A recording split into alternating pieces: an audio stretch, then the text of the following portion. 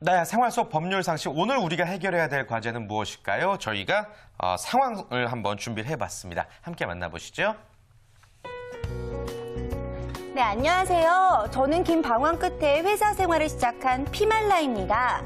화려한 스펙도 없는 상황에 친구 아버지의 소개로 들어간 회사는 그냥 평범한 무역회사였습니다. 자, 다들 잠시 일을 멈추고 여기 좀 보세요. 오늘부터 우리와 함께 일할 피말라 씨입니다. 다 같이 인사하세요.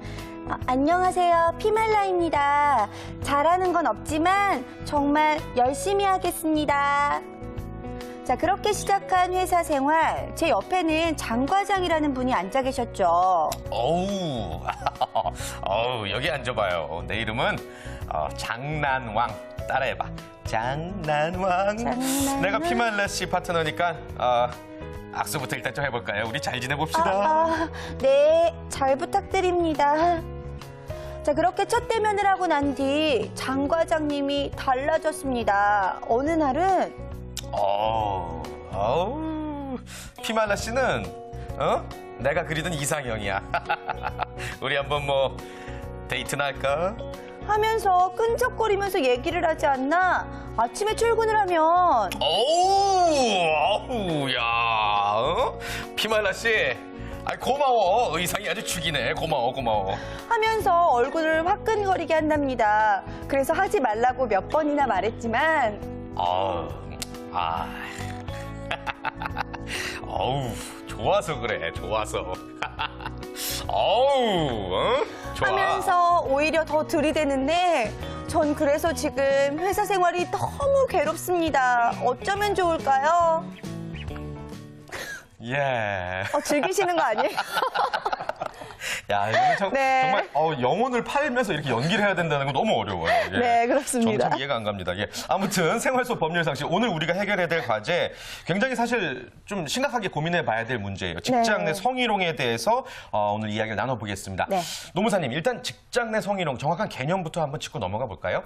네, 가장 중요한 거는 직장 내 성희롱은 개인의 문제가 아니라 조직의 문제입니다. 그래서 안전한 작업 환경을 침해당한 노동권의 문제임에 동시에 고용차별 문제입니다. 그렇기 때문에 이 점을 꼭 명심하셔야 되고요. 이제 직장 내 성희롱이라고 하면 사업주, 상급자, 근로자가 직장 내 지위를 이용해서 업무와 관련하여 성적인 언동 등으로 그 성적 굴욕감과 혐오감을 주거나 거기에 불응의 이유로 고용상 불이익을 주는 것을 말합니다. 예. 그렇군요. 그렇다면 직장에서 성희롱이라고 인정되는 이 성립 요건이 좀 따로 있을 것 같아요. 네, 행위자라고 하면 사업주, 상급자, 근로자인데 상급자라고 하면 그 상시 계신 분이 아니고 비상근 임원인 경우에도 이에 해당하고요. 네. 그리고 피해자는 대부분이 여성 근로자지만 그렇지 않고 남성 근로자 그리고 동성 간에도 이루어지고 그리고 협력업체의 경우에도 여기에 해당됩니다. 네, 성적인 언동 등으로 이제 혐오감이랑 굴욕감을 느끼거나 그리고 거기에 불응의 이유로 고용상의 불이익을 얻어야 되는데요.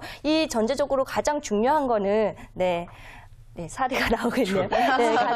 네, 가장 중요한 영상이 좀 약간 좀 그렇네요. 네. 직장 내 지위를 이용해서 업무와 관련성이 있어야 됩니다. 업무와 관련성이 있는지 여부는 반드시 근무 시간 내에 사업장 내에서 발생할 필요는 없고요. 근무 시간 외에 사업장 밖에서 발생한 경우에도 업무 관련성이 있으면 직장 내 성희롱에 해당됩니다. 네. 그렇군요. 그러니까 퇴근 후에 뭐 전화라든지 문자로 어떤 이런 행동을 해도 문제가 된다는 말씀이시죠? 네, 맞습니다. 전화나 이메일로 이제 성적 괴롭힘을 하는 경우에도 고용 환경을 침해했다고 볼 수 있기 때문에 이에 해당한다고 합니다. 하지만 이제 사내 커플, 그래서 사적인 관계에서 발생하는 갈등을 이제 문제 제기하는 거는 그건 성희롱이 될 수는 없죠. 커플이니까.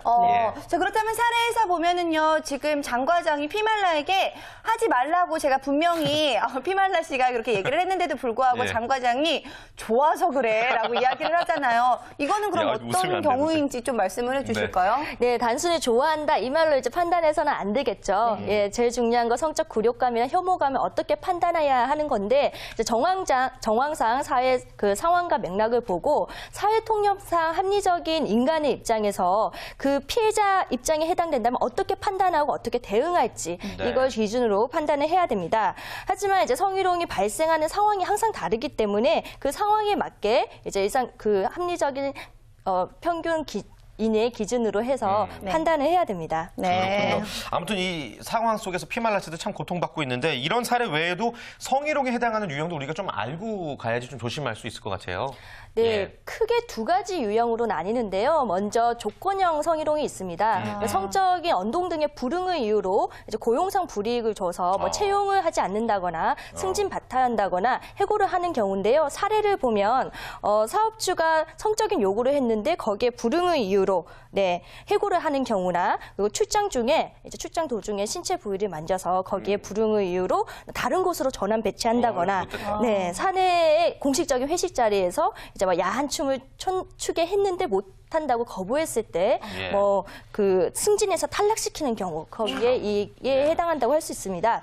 두 번째는 이제 성적인 언동 등으로 성적 굴욕감이나 혐오감이 발생해서 이제 작업 환경의 안전한 조건을 침해하는 경우인데요. 예. 그 사례를 보면 사업주가 성적인 음담 폐설을 해서 외모에 대한 성적 평가로 인해서 근로자가 굴욕감을 느끼고 근로 의욕이 저하되는 경우, 그리고 근로자의 성생활에 대해서 유포해가지고 근로자가 성적 굴욕감을 느끼고 일을 제대로 할 수 없게 되는 경우, 그리고 음란한 사진이나 그림을 게시해서 업무에 집중할 수 없는 경우가 이에 해당한다고 할 수 있습니다. 환경적으로. 저 그럼 궁금해서 여쭤보는 게 있는데요. 이 개인용 PC 있잖아요. 사무실에 있는 개인용 PC에다가 야한 사진 같은 거 바탕화면에 올려놓으시는 그런 분들 계세요. 이것도 성희롱에 해당이 될 수 있을까요?